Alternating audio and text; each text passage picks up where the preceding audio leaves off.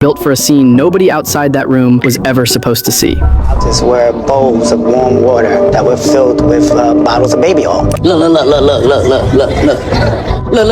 this. Somebody come look at this.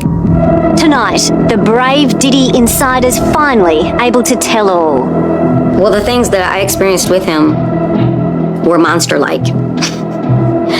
That stuff almost destroyed my life.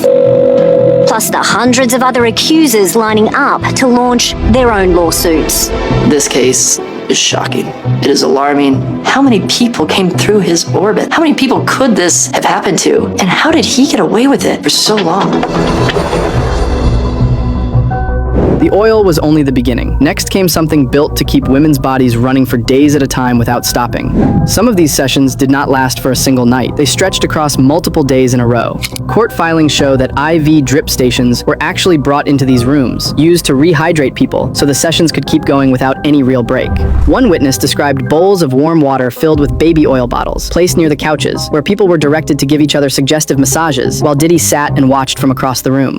Take a second to think about what that really means. This was not a party in any normal sense of the word. It was set up more like a forced physical marathon, with medical equipment kept on standby just to keep people functioning through it.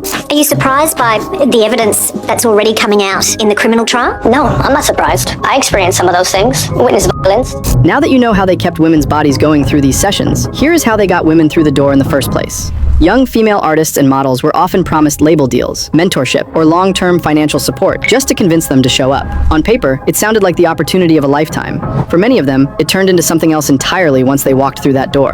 Danity Kane member Aubrey O'Day later called her experience with this world torture, saying she was eventually pushed out of the group for refusing to go along with demands that had nothing to do with music at all. Her bandmate, Dawn Richard, went on to file lawsuits describing severe abuse and total control over her life during that time. Diddy would often stay nude or wear a mask, giving precise directions on exactly how people should move and position their bodies.